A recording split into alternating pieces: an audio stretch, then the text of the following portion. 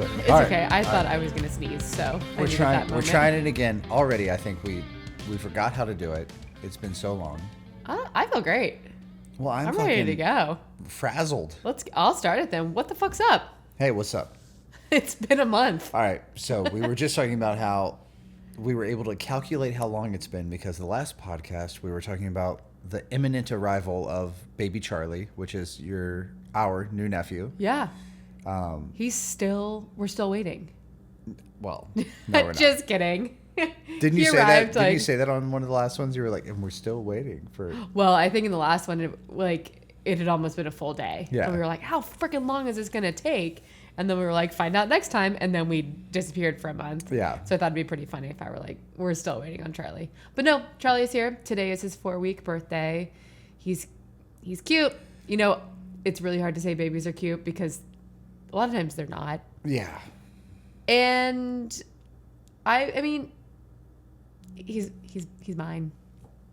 He's my blood. So I'm like it's your kin. Well, it's my kin, and isn't it? We're like, you know, especially animals are like cute. Well, that's mainly so the father. So the father doesn't eat him. him. Yeah, but I also don't want to eat him because he's so cute. But I kind of do want to eat him up because he's so cute. Yeah. But yeah, Charlie came into the world.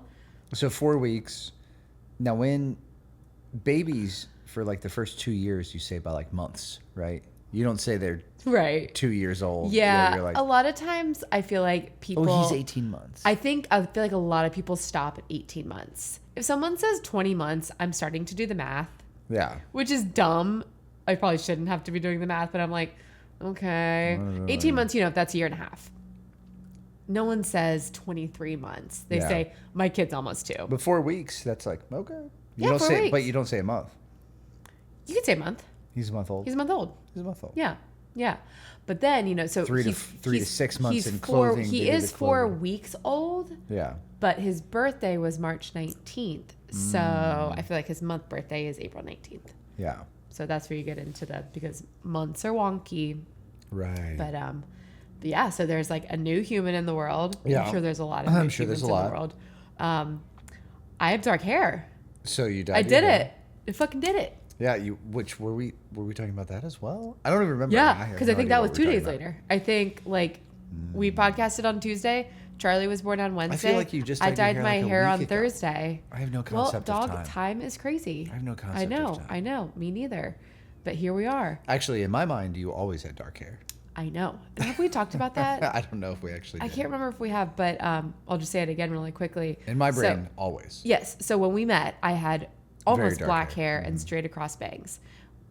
You had a blonde mullet. Well, it was a la Lost Boys, Boys. Kiefer Sutherland. Exactly. I did dangly earring. But they say, and it's primarily focused on like men and women. Yeah. When men meet their partner, whomever it is, they remember, like when someone asks, you know, how's blah blah, and you just kind of have an image in your head and you think about them, you picture them as the person that you met. Right. So when someone says, how's Liz? That's what men typically visualize. So men typically visualize. Is the origin. Yeah. So when people say like, how's Liz? You think, oh, my wife with her dark hair and her bangs. Yes. Women, when they're asked the same question, picture their partner as they are currently. Right. So when I think of you, I think of you with short, dark hair. Right. And I've maybe done a few studies just amongst people we know, and most women say, yeah, I think of my person as now, and most men are like, you know, actually I do kind of picture them when I met them. What I found even this morning, it's happened, it's still happening frequently because the dark hair is new to most people. Yeah. We have not socialized a lot because we have a lot of business going on in our lives. Yeah. But everyone keeps saying, oh my God, you dyed your hair. And to me, I'm like, what? You did? I honestly keep being like what are people talking about? I've already forgotten that you have it all. Yeah. Like, to me, it's like, yeah, that's her. It feels good. It was very dark at first. And it's very close to your natural. I think the next time we do it, it'll be even closer. And then hopefully I just kind of start growing it out. Yeah. And we'll see what the hell is going on with my natural. Yeah. Well, healthier little roots. For sure. Oh, yeah. Oh, my God. Already. Cost effective. Yep. All the things. But very adult move. It is. Like, I want healthy hair and I'd like to save money. It also looks good. Well, thank you. I appreciate it. I don't think you need to have blonde. Yeah. Blonde is fun though, and I'm blonde at heart. Well, I think you exude a blonde energy. Yeah. Although my mom said the opposite. She said this hair matches my personality more. I'm not really sure what that means because my first reaction when I saw myself in the mirror was I thought I looked really mean. Right, you did say that. I You said that. I was right like, away. I feel like You were I staring feel in like the I mirror. all of a sudden have like resting bitch Well, face. you are in a leadership role in a lot of things you do. Yeah. So maybe the dark hair HBIC, instills watch out. yeah, instills bitch in charge. a little power. Yeah. Yeah. Well, whatever. But yeah, so that changed and our business completely blew up in a good way. It blew up in a good way. We don't even have to get into that Yeah. aspect. But the fascinating thing was, I think it's good for people to hear us talk about that it wasn't easy. Like people only ever see The end result. The end result. Yeah. So you never see the struggle or what people have to do. And I'm not going to say we struggled, No. but we were Googling bankruptcy. Yeah. Like you were like, what is?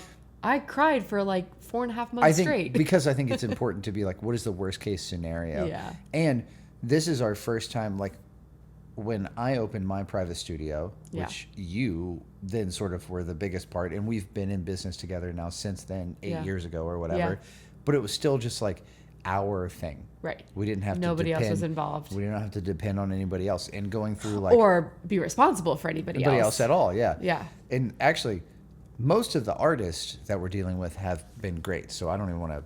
No, they've been wonderful. They've been wonderful. Fantastic. The hard part is dealing with the city, dealing with landlords, Always. dealing Always. with parking. Always. There's all these. So as soon as you start, it's like, okay, well now we had to rezone. That took 11 months, and now like delays with construction because we thought we had a deal, but they were like, well, a handshake's not a real deal, and now we're delayed again, and everything keeps getting pushed back, and we're like, if we had to be out at a specific date. Honestly, it was just like yeah. all these moving parts going back and forth. That's why we haven't podcasted in 4 weeks, is because it was as chaotic as just everything possible. came to the biggest On head. April 1st. It was like everything was leading up to April 1st. And it's just, it was just a great lesson. And we have said this for a year and a half now, that we were trying to plan everything. Make plans. God laughs, of course. But to avoid exactly this. And this still happened. And we were prepared. And that's okay. And that's what you have to realize is that you can be as prepared as you possibly can be. And there are so many exterior factors that you have to be a little loose. You have to be kind of a wet noodle. You have to let things kind of flop you around. You do. It sucks. And I'm trying to remember. I feel like the biggest thing we've learned, especially opening up Parlor Suites kind of from the very beginning, nobody knows what the fuck they're doing. And I know a lot of people say that, but I'm like to the point where, because some days I feel like I don't know what the fuck I'm doing.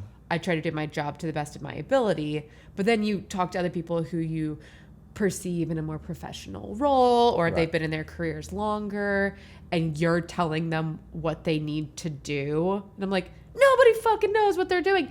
And I don't think that's an excuse.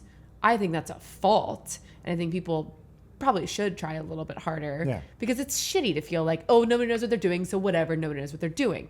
It's like, no, let's maybe try to know what the fuck we're doing so things can actually get done. And we aren't in situations like this. But my God, people's lives are so complex, and I understand that. And I'm sure that the banker and the city person have kids who are driving them fucking nuts, or they're trying to do their, I don't know. I'm sure there's a lot of contributing factors to why that person's not doing their job to their utmost ability.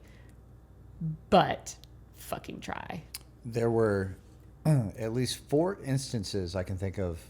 Today's only Wednesday of this week where somebody was supposed to do something. Oh my God. Where, maybe it's the trash service or the HVAC guy, or like, it doesn't matter who it is, but where it's like they said they would do something. It was not accomplished.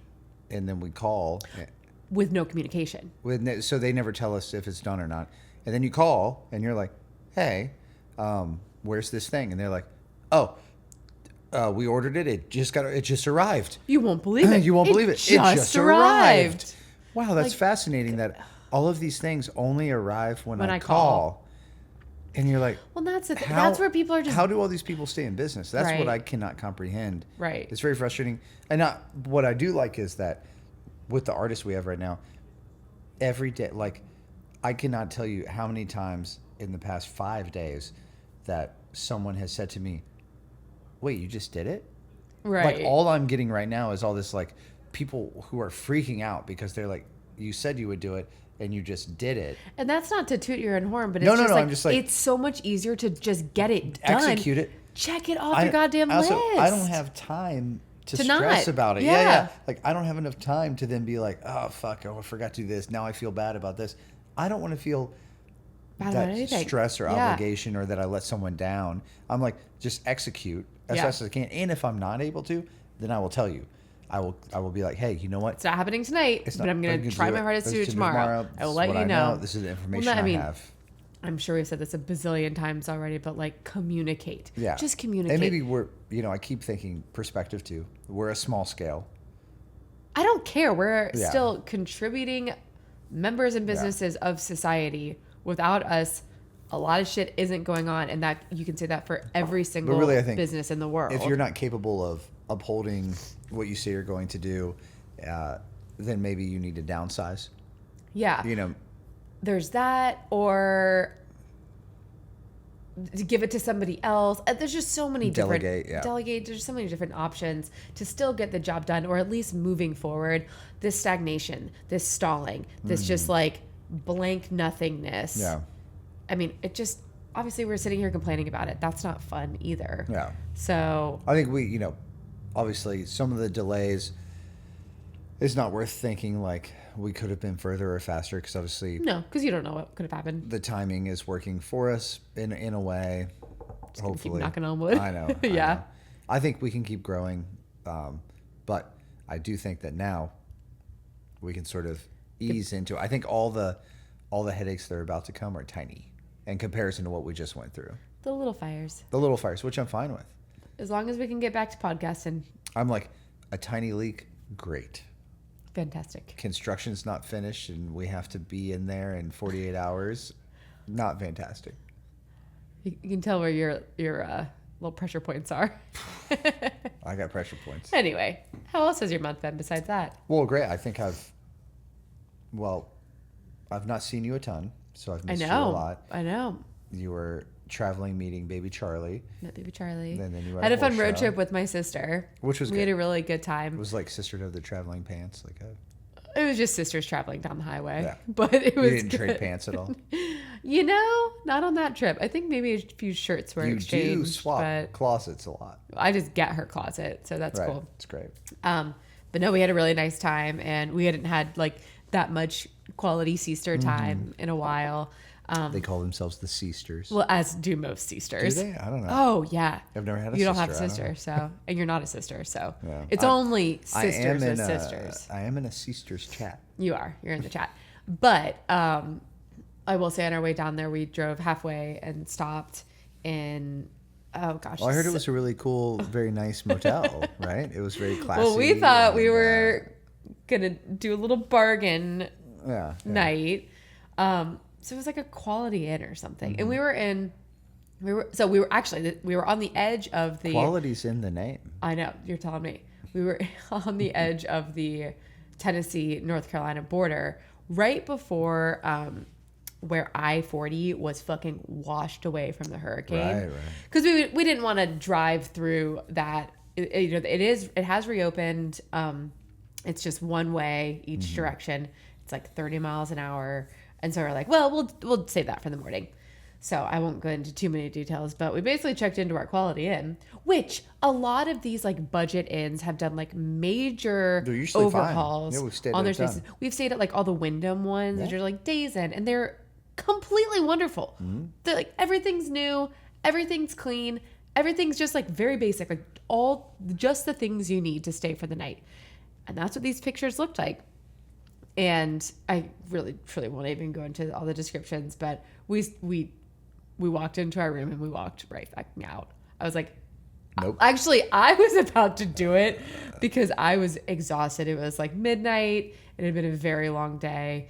And Leslie was just like, I cannot do this. Yeah. And I was like, well, I'll be fine. And then I touched the sheets and I was like, we will not be fine. And what they feel like? Like an old t-shirt found in the corner of a basement, a damp basement. Yeah. And it smelled, of course, it reeked like cigarettes. It looked nothing like the photos. Yeah. I think it had the bedding that had been on there since 1962. Like, and it was in an interior courtyard with this weird like resort pool that was, of course, not working, out of order. Yeah. And so we just like, and then there were like, I mean, there were some weird men. Leslie was convinced we were going to be watched the entire time we were asleep. But right next door was a Hampton Inn, and the nicest guy in the world checked us in. Perfect. And we stayed there, and it was wonderful. Yeah. And the trip was great, and Charlie's adorable, and everybody's happy and healthy. But on our way home, we went through I-40 again, but it was daylight, so we could actually see what it looked like. Oh my God. You know, it's in the mountains. Right. So you're already up a little ways. But I was looking over, gone. I mean, it was like a gorge. Crazy. Now, like I was like, oh, like, I mean, because we've driven that many times. And I was realizing that we were on what should be the full, you know, probably 3 to 4 lanes of the, you know, right-hand side heading back north. But we were only on 2 lanes, and then it just dropped off. So a good 5 lanes plus probably a divider or median, just a cliff, a fucking cliff. Which at first when we were driving, I didn't realize it. I was like, oh, you know, construction. And I was like, that's where the road should be. Way up here. Those trucks are way down there. Like, it was very eye-opening. It was, and I can't even imagine what it looked like. I'm sure there's photos when the hurricane came through. Like, I saw the photos because everything was flooded. We've driven through since the hurricane, you and I have, but it diverted us. Yeah, so I-40 like reopened, I think, like March 1st. Okay, so we were driving there on April 3rd or something. Yeah.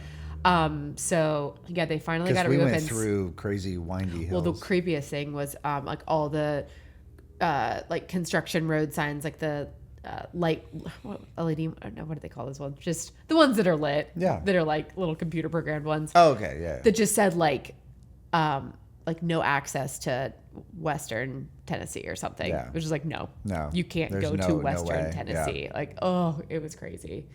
But yeah, it lets you know the scale of what it was, obviously. So I can't even imagine what the fires are like in California. What the fuck that feels like. Oh my God, yeah. No, we drove through a forest fire. Have you been out when there was forest fires out there? No. Well, no, I haven't. I'm remembering going through like a very densely foggy area, but that had nothing to do with forest fires. We did. I remember we were going. It was leaving Missoula, and then on our way to Seattle. Yeah.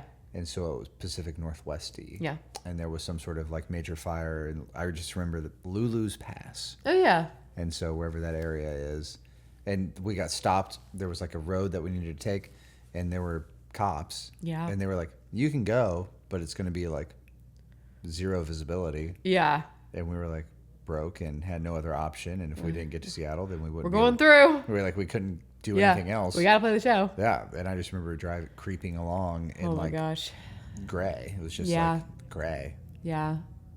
It's crazy. It was very crazy. We've watched a lot of tornado stuff recently.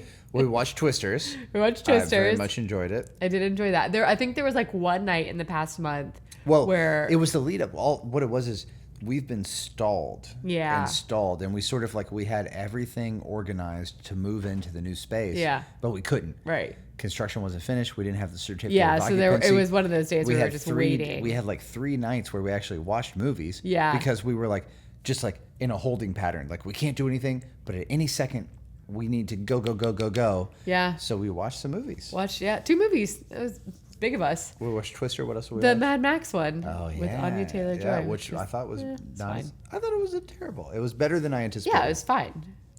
Twisters was fun. Twisters was very fun. Very sweet. Well, then to watch that Joplin, Missouri. The documentary, right? 2011? Joplin, Missouri? Right? Yep. Yeah.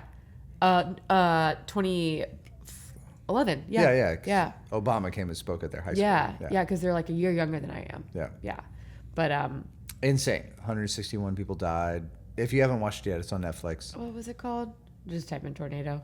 Joplin. Yeah, Joplin. Yep. May have been called Twister or something. The Twister or something. Or the tornado. But just an interesting story of how these people, a weird conglomerate, or like that kid who was from California who came in because he was like into broadcasting. The weather guy. Yeah. But just very fascinating. Well-made documentary. Worth a watch for sure. And then you'll hear a tornado. Well, not the funniest thing, but watching Twisters, not a spoiler, people get sucked into the twister. Yeah. And there's some scenes, and the first time I saw it, I was like, bullshit. Bull fucking shit. Are you getting like sucked in like a vacuum into a tornado? Like, absolutely not. Whatever. Good for the cinematography. And then like the next day I was walking downtown, and like downtown is notorious for these shitty wind tunnels. Yeah. And I was at one of the wind tunnels crossing the street, and a gust of wind came up from behind me, and it was a windy day, like maybe 30 to 35 mile per hour gusts, and it almost knocked me over. And I was like, okay, so if in a tornado it's like 200 miles an hour, I was like, you're going in. You're getting fucking they were sucked right. up. You're getting sucked into that tornado. Well, then in the Joplin, in the documentary, they were like trying to hold on to people. They're trying to hold on to people. It was like, so terrifying. Because I mean, the joke is always, Midwesterners like tornado sirens go off. You get your lawn chair out. You go out on the porch and you're watching. Not that that's a Midwestern accent, but I'm like, no, not anymore. We had, we had at the same time period between podcasts right now, the 4 weeks, we've had an insane amount of rain. There was like 2 weeks of just straight rain, more than we've had in years. I think they said 2018 was the last time there was that much rain. Okay. What I will say is sort of a test I didn't want to run, but I was thinking about a bunch was, we have this new business. Well, the basement leak. The basement's going to flood. I've never been involved in any property in Ohio or the Midwest where the basement did not flood. Yeah. Always. But knock on wood, I'm blown away. But it also dry basement. It's a dry basement. We're also like sort of up, and then we're right at the overpass, underpass. All the highway comes down. We're sort of like on top of a little hill. Yeah. So I think everything runs off. It might be hard to flood. It might be hard to flood. I think everything runs away from us no matter what.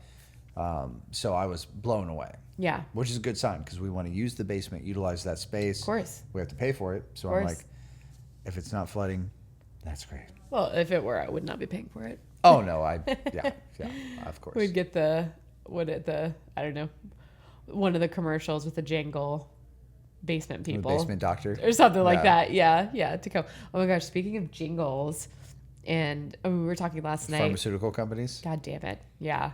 Which one? All of them. Things are getting clearer. Well, I was singing one last night. I literally like turned around. Oh fuck! Which one was it? Jardiance. I take one daily Jardiance. No, it's so bad. It's bad. Everybody knows that it's weird that you're advertising a pharmaceutical drug. Yeah. And then you do these things where it's like, it's a depression medication, but it's people like dancing in fields, and it's like, well, it's how you're supposed to feel when you take it. But you clearly don't. And while people are dancing, then they're like, if you feel nausea or suicidal tendencies, or they're just reading off all this shit that they have to legally read to you. Maybe just don't. I think if you were, I guess they're for-profit companies. Of course. Advertising is part of how you the shtick, get a profit or try and sell a product that you're trying to sell. It's weird to me that you can do jingles and fake, it's like actor portrayal. I feel like if you're gonna do it, it should be like smoking or something. Like on a pack of cigarettes, it's like Surgeon General's warning. This is just facts. Yeah. If you're gonna have an ad for a thing, be like, here's the percentage of people who it worked for. Yeah. Here's the side effects. Here's the ad. Don't make it a dance number. Which just means that they don't work. Don't make it a Broadway musical. It just means that they don't work, because if they were just facts, nobody would buy them. Yeah. I guess. That's what makes sense to me. Then I think about, do you remember Dr. Death? Yeah. So Dr. Death, the way he worked, which if no one's listened to Dr. Death, it's a great podcast series about a real doctor, and part of Texas, the Baylor Network is sort of where he started. But essentially, the way that these doctors work, but also people who sell medical supplies and medical devices, you go to a doctor, and this is actually, I'm realizing this is how lobbyists work, but you go to a doctor and you're like, hey, I got this new knee replacement joint. Yeah. Right? It's new technology. It works great. You know, here's all the information, and I want to try and sell you this knee joint. Yeah. And then the doctor doesn't really try it. He just is like, hey, I've been recommending this thing, and here's this data. Well, he's not going to replace his knee with it. Yeah. But then they start using a product, you know, but they look at like, well, it was used here. And that's how Dr. Death was able to fuck up 32 patients of himself, or he was able to do malpractice and fuck up patients of his by like going around falsifying information, selling a product, and then nobody wanted to take the blame for it. Yeah. But he made it sound like it was great the whole time. And I think that's how all of these pharmaceutical companies are working right now, where they're just like, we're going to say that it does this thing, and then as soon as they have to reap the repercussions, they've already made the money. They've already made the money. Other people have bought into it. So then it's like, okay, well, everybody's at fault, so nobody's at fault. And that's how the class action lawsuits work, is it's almost too broad. Exactly. So, well, we can't really give the money back to all the people affected, but we'll have a clinic where people who are affected can go. Yeah. You know, and so we'll build a beautiful clinic. Well, and even those, then it funnels still back into the hands of the people who... Well, almost always it's like, okay, I'm the judge on the case. Yeah. And I went to Columbia, and so Pfizer's going to donate, you know, $10 million to Columbia to make a new school that is a rehab facility named after the judge. Exactly. And so he's going to be like, well, instead of $20 billion, it's only going to be $15 billion you pay. But it turns out they made $200 billion on the sale of a pharmaceutical drug. And it's so it crazy. becomes completely irrelevant. Yep. To them. It's like, well, that was less than 25% of what we made. And so we made, you know, $150 million or $1 billion or whatever. The jingles are just getting obnoxious. Because they're good.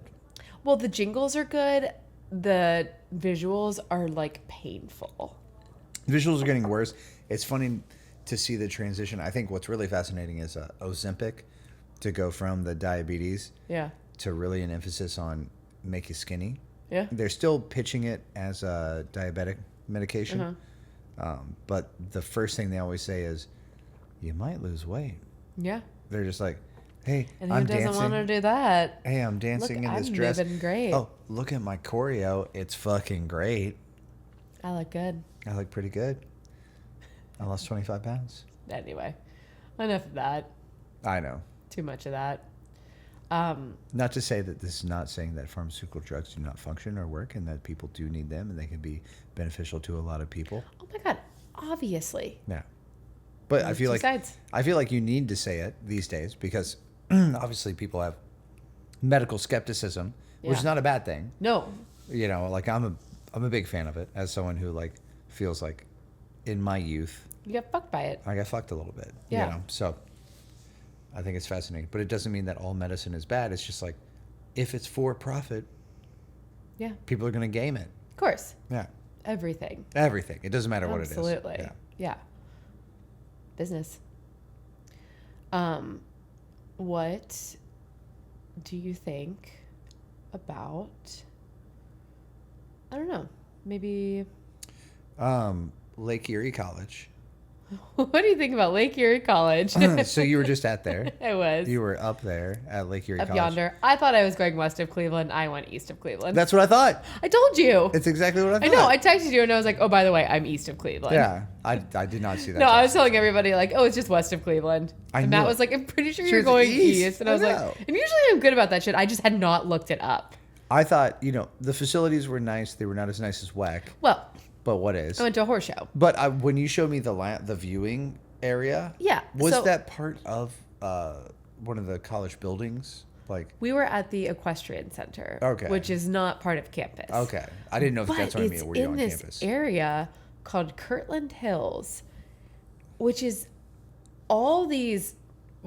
I'm sure it was previously big old estates. Sorry. I'm so sorry, Liz. We're burying the lead. Somebody was champion. Well, we'll get into that. Yes, I was a goddamn champion. Yeah, that's true. yeah. I'll tell you my horse show saga in a second. But it looked amazing when you just showed the viewing area. Yeah, like, yeah. In So comparison we were to a at lot Lake of Erie facilities. College, Yeah. which has a very well-known equestrian program. Mm-hmm. And my trainer, Courtney, went there for school.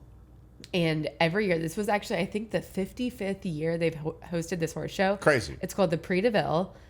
Prix, like Prix, Deville's. Which we had this Prix de conversation Ville. before you left where I was like, you had said Prix de Ville a You're like, bunch. what are you even saying? Well, I was like, is Prix de Ville one Prix de- word? Prix de? Prix de Ville? yeah.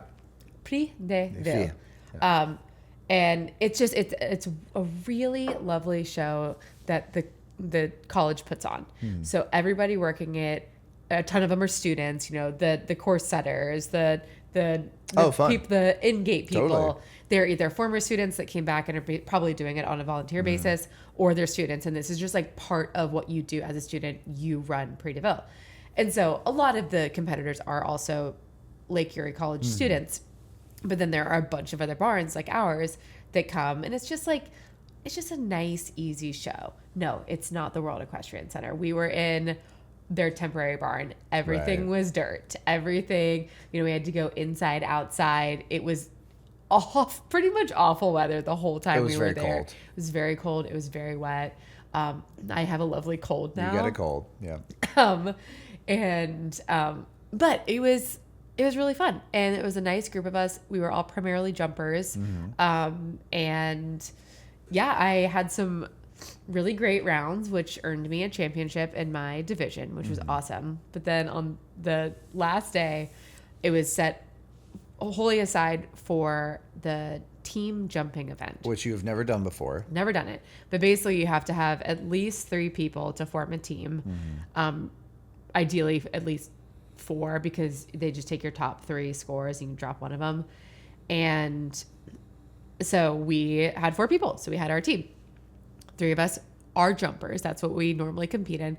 And then Sally is a hunter, but she has competed in the jumpers before. She's been showing for, I don't know. I think, so it was funny. They made us fill out like a questionnaire that they read off as you're being introduced when you go in for your first trip at the team jumping event. And they ask you how long you've been riding. And so I'm like, okay, well, I started riding when I was 8, so 25 years ago. Yeah. And Sally put 60 years ago. And she's like, I started riding when I was 3. And we all looked at her because we all thought Sally was like 50. And she's 63. Like, you're 63. She's like, I'm about to be 64. We're like, holy fuck. Okay. That's awesome. It was awesome. But She so looks Sally's great been for showing 63, probably yeah. for 50 years. Yeah. So Sally has not been in the jumper ring. Her horse has never been in the jumper ring. But we were like, fuck it. It's Prix de Ville. Yeah, We'll do it. yeah. Let's have fun. So we went in a certain order, and I was first. And all weekend long, Richie had been a little pill and had been refusing. He'd just been dodgy and like refusing some jumps. And thankfully, you do like a schooling round, which doesn't count for anything. And then you go in and you do your division round. So kind of all weekend, like our schooling rounds were really rough. And we would like be eliminated because he'd refused to jump twice or something. And then I would go in and do the division round and fucking nail it. Because really, he just needed to like be on course and see it. I could have been a little more aggressive, and I learned that at this show that like he's just being kind of a pill, and you need to really stick with the Spurs and say, "Get the fuck over the jump, Richard." So finally got to that point. But then Sunday, you don't have a schooling round. It's you go in and you get over the jumps. Yeah. And there's these jumps called in and outs. And it's basically you go over a jump, you land, you have one stride, and then you go over another jump. So it's quick, boom, boom. But it's 2 jumps really close together. So a lot of times horses are like, ugh, what the fuck's going on here? And so Courtney was like, you have to get over the in and outs. And that's what he was refusing at in all these schooling rounds. Yeah. And I was like, shit, there's 2 of them. But like, okay, I've got this. We're going to get through it. Memorize my course, know all my striding. Everything's good to go. And I go in and I'm first.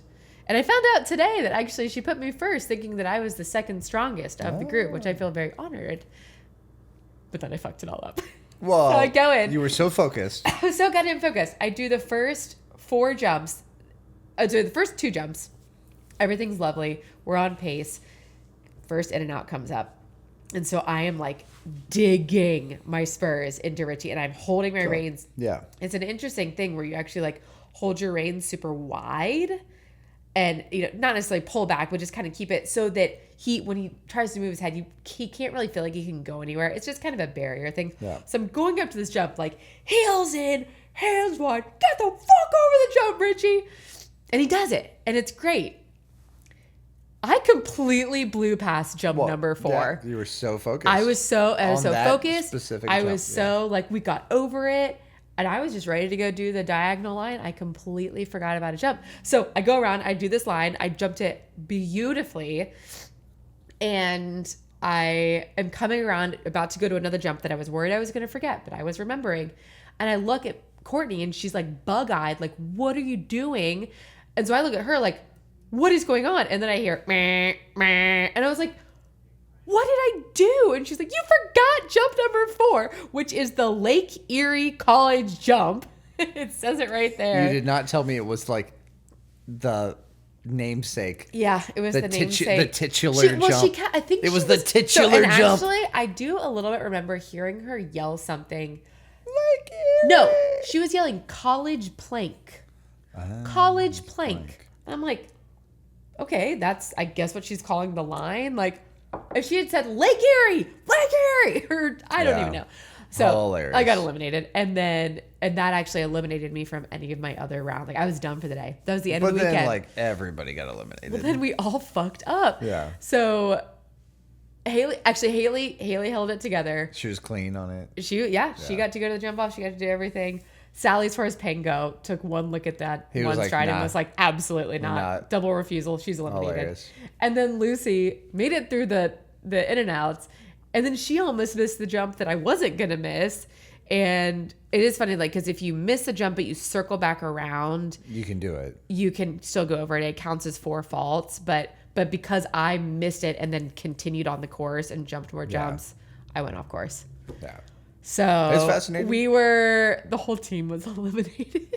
Haley held it together. Haley and Lucy like got through the rounds. Lucy didn't get to jump off, but it's okay. And now we know. And I did not look at my course sheet like I normally do. I normally like take a photo of it and study it.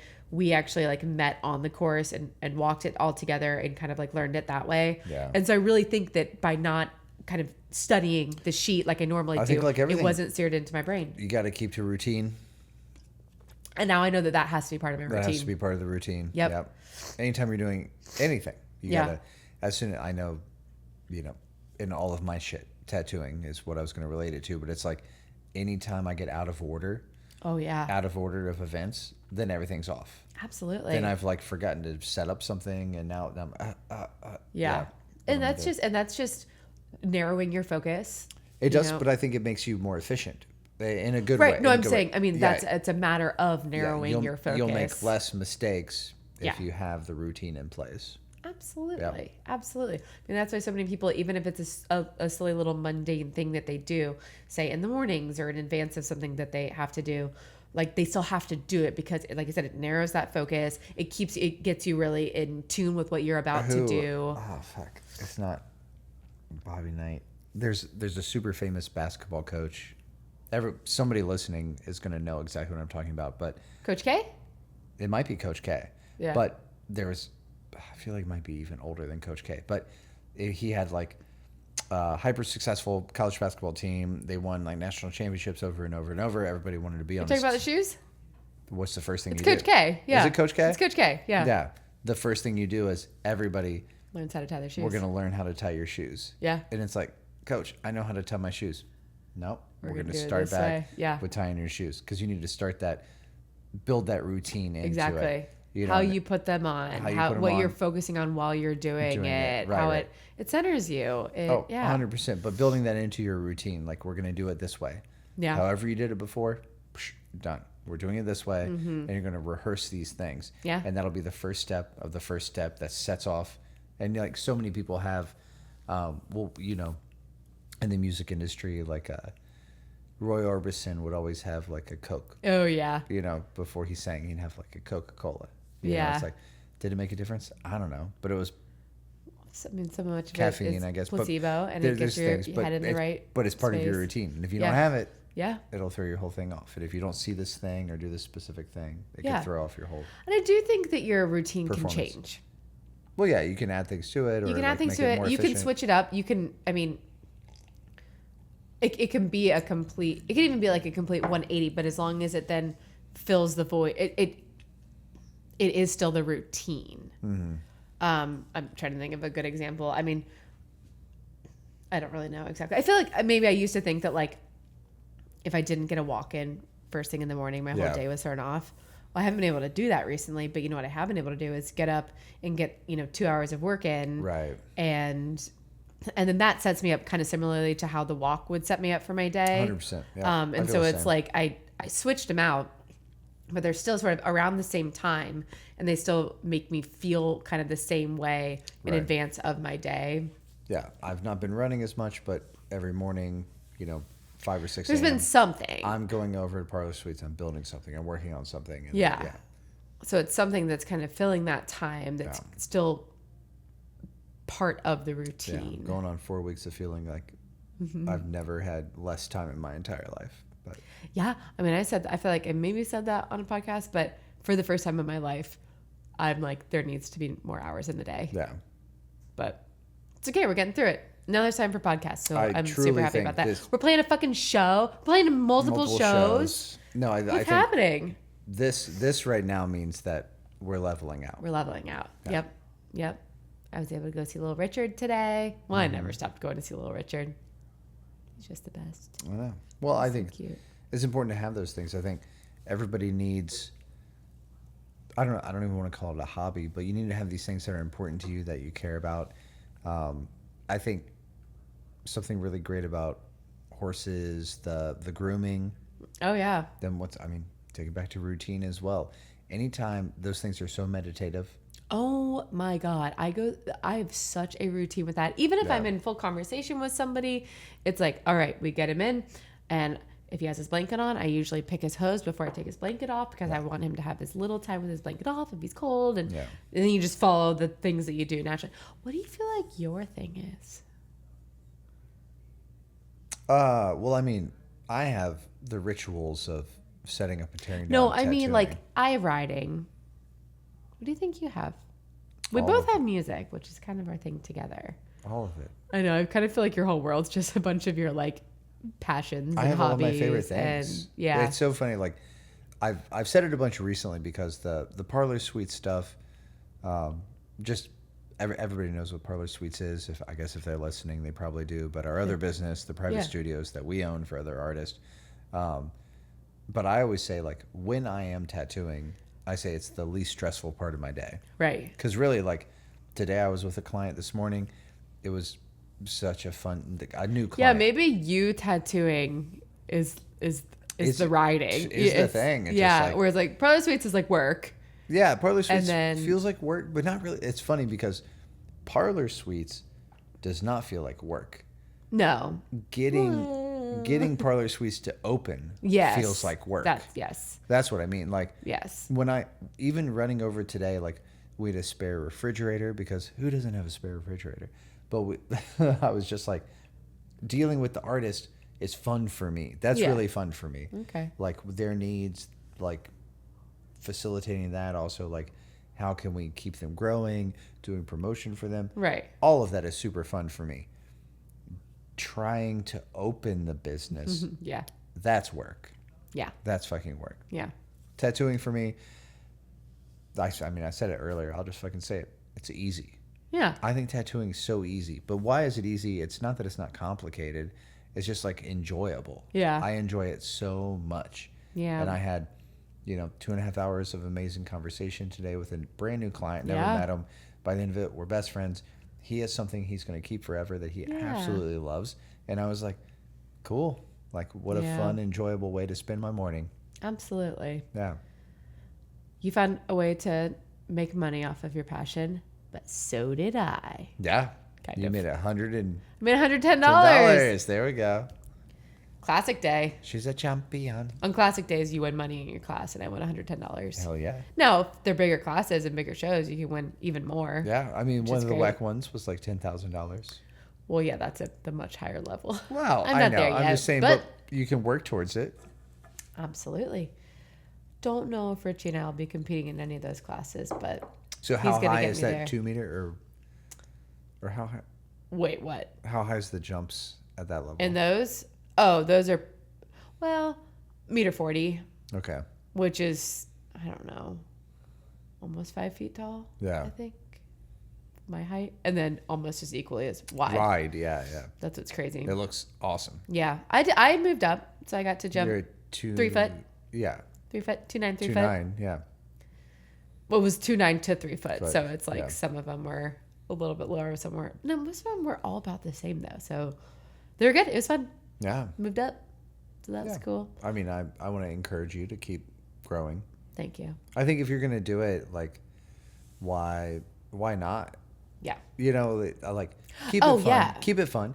But I just love the idea of like, okay, if this is something you're passionate about and you want to do, like, Always try to get better always try to be better at all with of it, anything. Yeah, Yeah, I mean, everything you're doing. I think any serial hobbyist, maybe not a serial hobbyist, but a hobbyist would say that is the point of doing it. Yeah. You're doing this thing to, one, learn how to do it, get better, and then continue to grow and learn about it. Equestrian is something that, like, there's not really an age limit.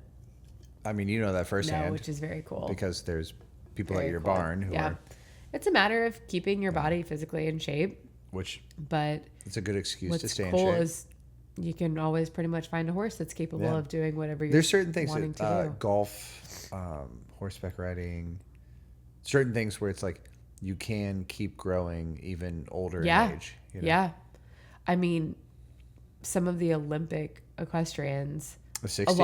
or at the highest level, that some of the top Yeah. ones are in their 60s and they're considered in their fucking prime. Yeah. Which is crazy. But also, you're watching the Olympics and, like, there's 20-year-olds too, though. Of course. Like, crushing. Yeah. But getting gold medals Yeah. in your 60s, That's awesome. it's pretty cool. You're not It's going to be very cool. swimming. No. I'm going to be playing tennis. Yeah. I'm going to be playing volleyball. Although, well, tennis has shifted. I mean, how old Tennis has Djokovic? shifted. He's 39. Yeah. He's probably mine. She's probably You're not going to be doing gymnastics. No. No.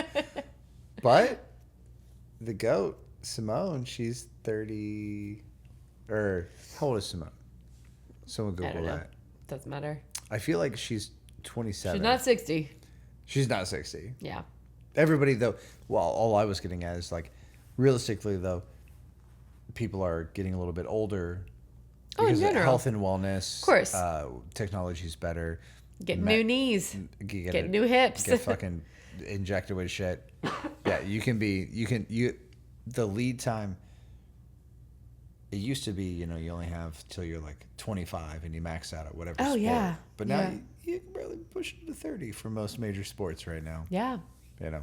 It's pretty amazing. But equestrian, Did golf, you have a sport that you were particularly interested in, like when you were younger, or did you ever feel like No, you really liked playing a sport? I was not a sporty kind of kid. I did baseball until my freshman year, maybe, of high school. Yeah. Maybe. I did not want to do it, though. I was like, Oh, I like vaguely remember. It's hard for me to remember. My childhood's like spotty. yeah. But I do recall like not wanting to do it. Parents really wanted me to do it. And I was kind of like probably a little bitch about it. Yeah. Like I was A little like, dramatic. man, I don't want to do it. And then I would like let a ball like hit me like, I told you I don't want to do it. Oh my Yeah, God. Like I feel like I was probably like that. And they were like, okay, let him be in band. Yeah. Let him be in marching band. Yeah. Yeah. Okay.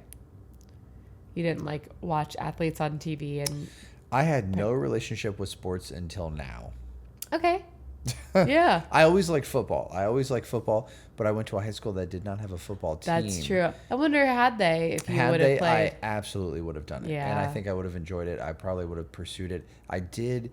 There was like a community league I did. Yeah. And I do remember actually kind of liking it. Yeah. And I probably would have pursued football, but I went to a high school that did not have a football team. Yeah. So the one thing that I kind of liked, Aww. I did not do. But then it pushed me. Yeah. I really enjoyed marching band a ton. Yeah. So nerds unite. But then I was like, I also like had no relationship with school. You know, so for me, you had this high school that you were like, oh my God, all I had your a friends, magical high school experience. So yeah. and we've talked about this before. You have this intense friend group from high school. Yeah. I do not. Yeah. You know, like all of my relationships are from college. Right. You know, so it was like my high school experience, which is normally when you would probably play sports or do any of that shit. Yeah. It just wasn't even really a thing. Did not exist to me at all. Yeah. No. Yeah. If you could play any sport right now, what would it be? Like, on what level? We've talked about it over and over. I don't know, the highest maybe. If you could compete in something, what would you? Like, what would I have an aptitude for? Right. Well, kind of, yeah. Yeah. Or what are you like when you watch something you're drawn to it? Like, damn, like it would be cool to be good at that. Well, only because I'm an old man now. I'm like golf. I knew you were gonna say that. I Of knew you were course. gonna fucking say Is golf. there anything yeah. else that I would want to do? No, I think. Well, let's get our shit organized, and we've talked about taking golf lessons together, Yeah. which I think would be super fun. Yeah, I would love to. I would absolutely love to. Yeah. I love the atmosphere. Yeah. I did not really care about it until DeChambeau, Yeah. and I like Physicist. he made me feel. Or Yeah, chemist? Or- they just call him the the scientist. scientist. But that like The he made archaeologist. he made me interested in like, oh, like obviously The strategy, the right, logistics, which I never the cared about it planning. before. But Yeah. I'm like, this is fascinating. I would like to delve into that aspect of it. Which every sport has that. You can nerd and out. the minute You can you nerd start, out yeah. super Oh, hard. I just heard there's like a YouTube show about it's like called, I think it's called like QB School or something. Do you know about that? I know where you heard it. On Acquired. I know. Yeah, it was a carve out. Yeah. So he basically breaks analyzes in, plays. and he was an NFL quarterback. Was I he? think. Okay. Yeah. And so he breaks down the plays from the perspective of someone who I knows want the to science watch behind it. I know. Yeah, I think we it'd be should. so fun. Yeah. Just cool to get that perspective Yeah. and understand. Because yeah, I mean, I could watch plays and I'd be like, or I could watch film. Okay, and be so like, we're what the fuck is going on here? We're so obsessed with Acquired. I'm going to do my carve out. It's going to be Acquired Yeah. podcast. If you guys haven't listened to Acquired, it's the greatest podcast. I'm in all the middle time. of the Nike episode. Yeah, I'm on episode 2 of the Mars, right? Berkshire Hathaway. Oh, I didn't know you started that I'm one. plowing, bro. It's easy to plow. I'm plowing so hard. It's easy to plow. So Acquired They're is a really good. podcast. It's all about. It started out as tech founders because both Okay. of them, and I didn't realize they're on like season like Forever. 9 or 10. Yeah. So now I'm like, they're only like, I think Ben is my age, and then David's a couple of years older. Sure. But so they're only in their like late 30s, early 40s, but they've been doing it for like 10 years almost. Yeah. Or something. Yeah. I'm like, how did I miss this shit? I don't know. It's fucking dope. But it's okay. I think we found it at the right time. Yeah. And Well, I'm happy for that. and once again, you and I, entrepreneurs, opening our own businesses, we're trying to expand. We're trying to do this shit. It's really great to listen to the history of founders, Oh my God. Yes. which that's you why always like Second Life. always listen to Second You Life love podcast. Second Life. Yes. Carve and I out have, for you, and I've Second Life. my carve out, it would be Second Life. Yeah. Yeah. Great. It's the woman who founded the clothing brand Who What Wear that was in Target for a very Yep. long time. She interviews other Female founders. female Yeah. founders who have primarily had, a career in one aspect or another, and then pivoted, and then either opened their own brand or changed their career path or something. But they basically have had at least 2 lives in terms Yeah. of their professional career. But I say it all the time when I'm fucking cleaning the toilets at Parlor Space. I'm like, this is all for the podcast because I'm going to be on that goddamn show at some point, and I'm going to be like, I remember the days when I was cleaning the toilets and I was scrubbing the floors. And Well, you're going to be hyped. We did get all the lighting replaced in the bathrooms Nice. upstairs, and they're bright as fuck. so I can You see, can see all the filth. grime. Oh, yeah. Can't Buckle wait. up. Can't wait. Yeah. But Yeah. Second Life and Acquired, both anybody, if you're trying to start a business, if you're just interested in what it takes to be in business, I think both are valuable assets to have. Absolutely. And to give you perspective, it's always interesting. Like, you think you're alone, or that this thing no one else has experienced, and everybody feels that way. But to hear what other people go through and their struggle and what it takes to really make it, it adds value to your own experience. And it does make you, I think, go into some of the, like, just to bring it back around to what we were talking about at first, when you feel like everybody's working against you, nobody knows what the fuck they're doing. As you learn that more and more people have gone through things like this, you go into these situations a little bit softer, with a little more nuance, a little less me, and okay, let's figure out how we can all work this together to make it right for everybody. And usually when it's approached that way, people are receptive. People actually want to help. Yeah, I think we've mentioned before, sort of, that you get cut off in traffic. Okay. What's that other person? Right. You know, is their mom sick? Yeah. Are they pregnant? Right. Like, what's, you know, late for their wedding. We just watched that news story. But yeah, you always have to, like, empathize, be aware of other people, be kind. And the Nike episode, actually, you know, one of the main tenets is, and I truly, truly believe, I've always said this, and I say this about parlor suites all the time. It's like, if you do the right things, you will be profitable. Yeah. You know, obviously, shit happens, and there's a lot of people trying to scheme and scam, but I think at the end of the day, like, if you are trying to, like, support other people, make other people successful, universal truths, there are at the end of the day, brush up on your universal truths. Yeah. And I think I'll start following them again. I think there's a reality to it. Yeah. And I'm optimistic for everything we're building and everything we're doing. And it took us 4 weeks to come back to the podcast, but I think we're back. I think we're back. I haven't cried in a while, so I think we're good. Yeah. Knock on wood. One more knock. One more knock. I think that's where we should end it tonight. I think so too. Yeah. Alrighty. Well, that was fun. We'll see you just in a couple days. We back. Not a month. We back.